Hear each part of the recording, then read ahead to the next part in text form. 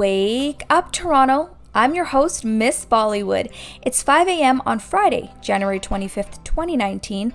The weather is -5 right now with a scatter of flurries. On the plus side, we will be getting lots of sunshine, but do not be fooled by Mother Nature because it may look like a day for wearing thin layers, but temperatures will be dipping down to -8 and it's going to feel like -18 degrees Celsius.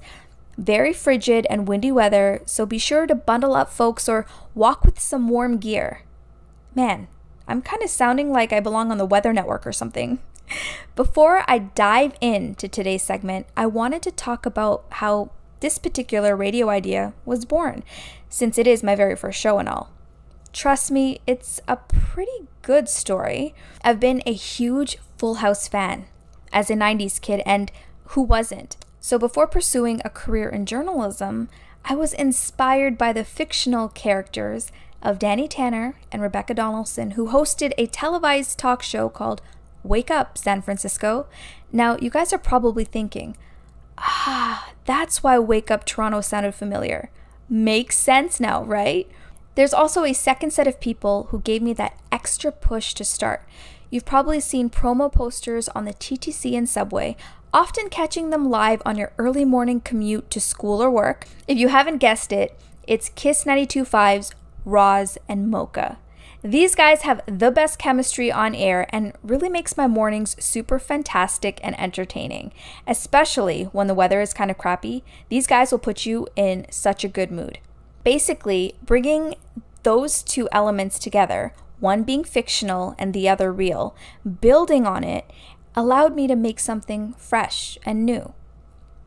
But prior to this, I've written, produced, and hosted a podcast called Dear Superstars, which is taking actual excerpts from my journal entries growing up. Yeah, I know, I was one of those people who spent time before bed recapping my entire day. Sounds tedious and boring, but let me paint you a picture. If you read it years later, for example in your 20s, of something you had written back when you were 12, it's totally interesting and cringeworthy, especially with grammar errors and slang words. Right off the bat, I can remember spelling what as W-U-T, which also happens to be the acronym for Wake Up Toronto. Pretty trippy, right?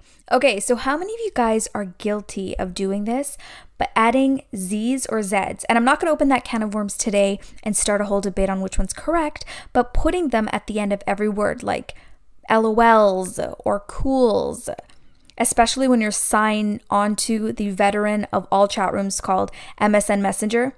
Now, my millennial friends will not understand what I'm talking about, so I'm just going to say it was the equivalent to your apps called Snapchat, Facebook Messenger, or WhatsApp.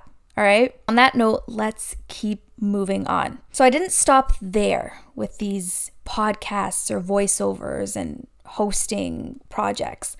I'm not bragging here, but of course I've had a ton of experience. So this next thing I'm going to share is a bit embarrassing. There's one other project that I host. See how I said host because it's in the present tense? I do this every year during holiday season, which I haven't really told my followers about because it is private and I would have a lot of copyright lawsuits if I broadcasted it. For the last 4 years, every Christmas, I gift my now fiance Avi a 2 to 3 hour long radio show. It starts off with Christmas tracks and then transitions to popular songs from the year and then ends with dance tracks to get you in the mood for New Year's, followed by a proud but mushy, gushy message to my fiance. Real talks, he plays the segment over and over again as background music when we're cooking together or when he's doing some home renovations. I'm surprised he doesn't get tired of it or annoyed with my voice. As for me, I hate listening or watching playbacks of myself. I don't know why, I just think it's creepy. However, I do want to thank Av for supporting and loving the made-up show, especially when he was the only person tuning in, and convincing me that my vocals were good enough to share with the rest of the world. So thank you, best friend. So you're probably thinking, what's happening on Wake Up Toronto? Well, I'm setting it up with breaking news stories, random but humorous life events. I'm hoping to have guests on the show to promote their businesses or even open up a panel discussion on trending topics. Who knows, if things go well, it could move to Facebook Live and be a YouTube talk show. I'm a dreamer, so I believe in endless possibilities. As of right now, you can catch Wake Up Toronto Mondays and Friday mornings on Instagram, television, and my YouTube channel as an audio file. Once my website is finished redesigning, which it's taking forever to do, it will be available on there for streaming. I'll keep you guys updated on those changes as it progresses. And that's a wrap for today, so have a safe weekend. Much love from me to you. Mwah. Miss Bollywood, out.